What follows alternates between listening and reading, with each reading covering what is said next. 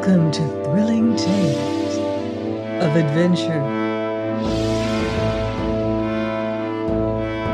I'm Mardell, reading Martin Connisby's Vengeance by Jeffery Farnol. Chapter 34 of Love. My first care was to see how we stood in regard to stores, more especially powder and shot, great and small, the which I found sufficient and to spare, as also divers weapons, as muskets, pistols, hangers, etc. The more I thought, the more I was determined to put the ship into as good a posture of defense as might be, since I judged it likely the Spaniards might pay us a visit soon or late, or mayhap some chance band of hostile Indians. To this end, and with great exertion, by means of lever and tackle, I hauled in board her 4 great stern-chase guns, at the which labor my lady, chancing to find me, falls to work beside me right merrily. "Why, Martin," said she, when the 4 pieces stood ready to hand, "I have seen 5 men strain hard to move one of these. Indeed, you must be marvelous strong." At this I grew so foolishly pleased that I fell to charging these pieces amain, lest she should see aught of this. "Strong great men be usually the gentlest," said she. "And generally thick-skulled and dull-witted," quoth I. "Are you so dull-witted, my Martin?" "Ah, Damaris, my sweet Joan, when I think on all the wasted tears—" "Not wasted, Martin, no, not one, since each hath but helped to make the man I do so love." "That you should so love me is the abiding wonder. I am no man of the world, with no fine gentlemanly graces, alas. I am a simple fellow, and not to show for his years of life." "Wherefore so humble, poor man, you that were so proud and savage in England, and must burst open gates, and beat my servants, and fright me in my chamber?" "Aye, I was brute indeed," said I, sitting down and clean forgetting my guns in sudden dejection. "And so gloomy with me on the island at the first, and then something harsh, and then very wild and masterful. Do you remember you would kiss me, and I would not, and struggled so desperately and vainly, and was compelled?" "Oh, vile," said I, "you so lonely and helpless, and I would have forced you to my base will." "And did not, Martin, because yours was a noble love. So is the memory of our dear island, unutterably sweet." "Indeed? And is this so?" quoth I, lifting my head. "Beyond all expression," said she a little breathlessly, and her eyes very bright. "Ah, did you not know? Whatever you did, 'twas you that I loved. And, dear Martin, at your fiercest you were ever so innocent." "Innocent?" quoth I, wondering. And now her clear gaze wavered, her cheek flushed, and all in a moment she was beside me on her knees, her face hid against me, and speaking quick and low and passionate. "I am a very woman, and had loved for all my life, and there were times on the island when I too— Oh, dear Martin, oft in the night the sound of your steps, going to and fro without our cave, those restless feet, seemed to tread upon my heart. I loved these fierce, strong arms, even whilst I struggled in their hold. A man of the world would have known, taken advantage, but you never guessed, because you regarded ever the highest in me. So would I have you do still, honoring me with your patience a little longer, until Adam be come again, or until we be sure he hath perished, and England beyond our reach. Thus, dear, I have confessed my very secret soul to thee, and lie here in thy merciful care, even more than I did on our island, since I do love thee greatly better. Therefore, be not so infinitely humble. Here for a while I was silent, being greatly moved, and finding no word to say, at last clasping her tender loveliness to me, and stooping to kiss this so loved head. Dear my lady, said I, thou art to me the sweetest, holiest thing in all the world, and so shalt thou ever be.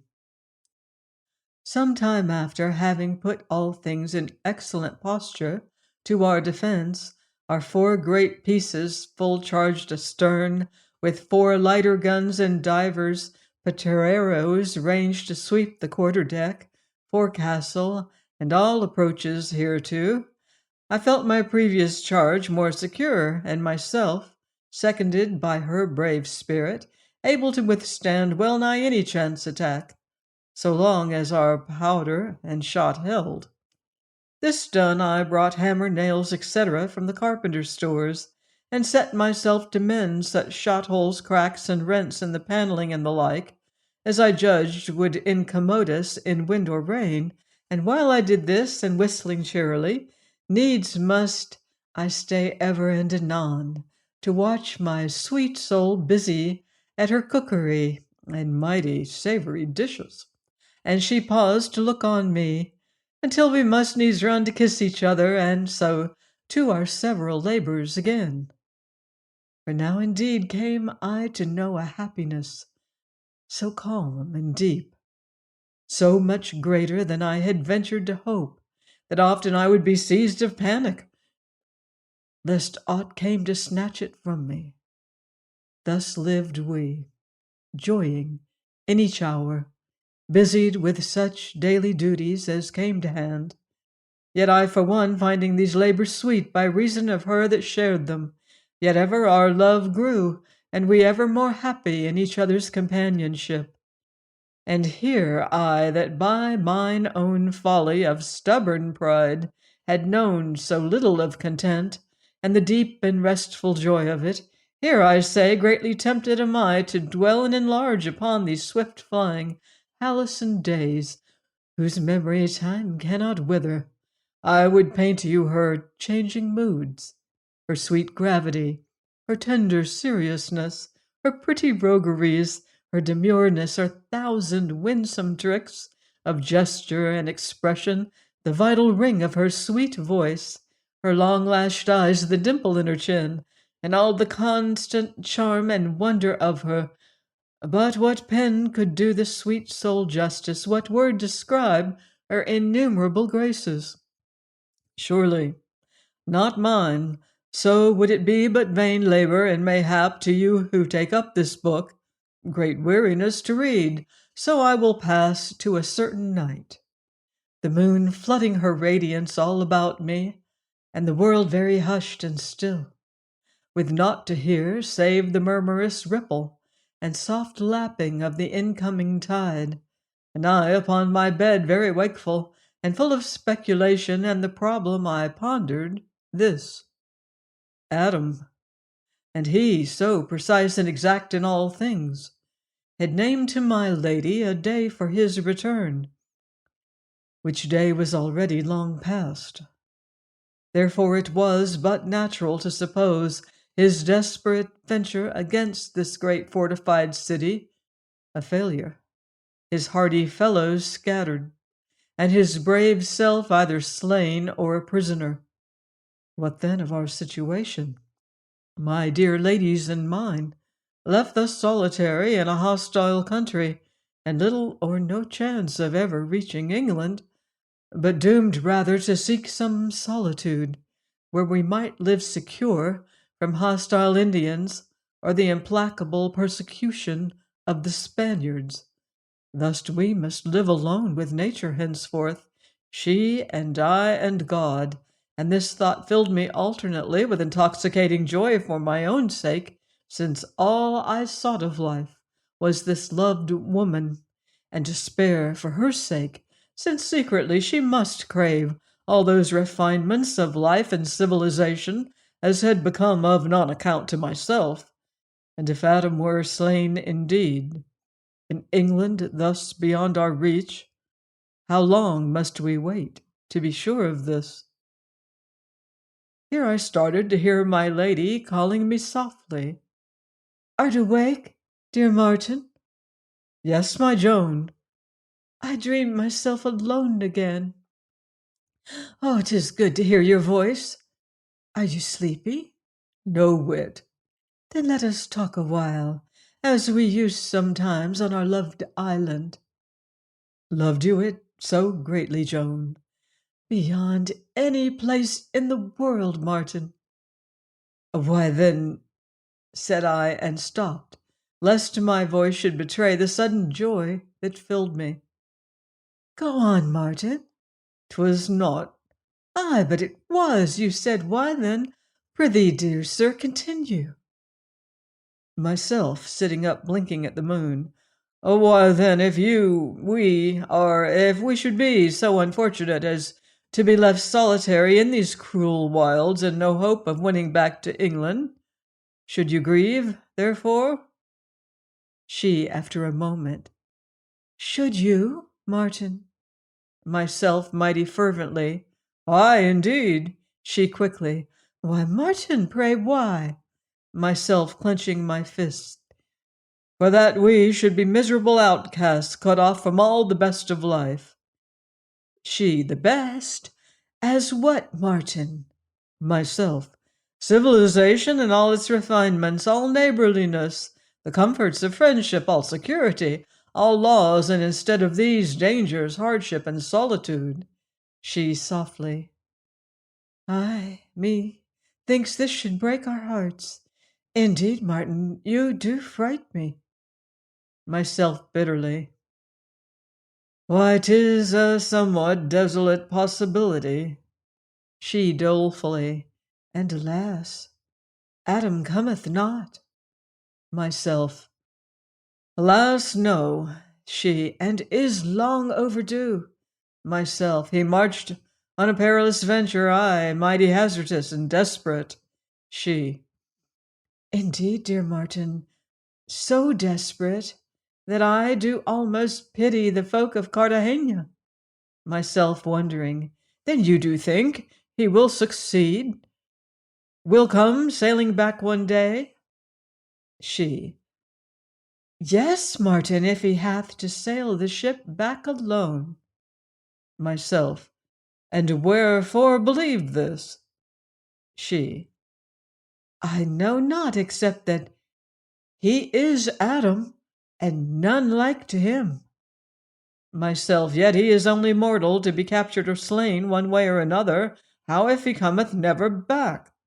She. Why then, Martin, needs must I forego all thought of England, of home, of the comfortable joys of civilization, of all laws, and instead of all these, cleave to you, my beloved. Myself. Demorus. She. Oh, Martin, dear, foolish blunderer, to dream you could fright me with tales of hardship or dangers or solitude when you were by. To think I must break my heart for home and England when you are both to me. England or home without you were a desert. With you the desert shall be my England, my home all my days, if God so will it. Myself. Oh, loved woman, my brave, sweet Joan, and the laws, what of the laws? She. God shall be our law, shall give us some sign. Myself. Joan, come to me. She faintly. No. Oh, no. Myself. Come. She. Very well, Martin. In a little I heard her light step, slow and something hesitant, and then she stood before me in her loveliness, wrapped about in my travel-stained boat cloak. So came she to sink beside me on her knees. I am here, Martin, said she, since I am yours, and because I know my will, thine also. For sure I am that Adam will yet come, and with him cometh law and England and all else. Shall we not then rest for God's sign, be it soon or a little late?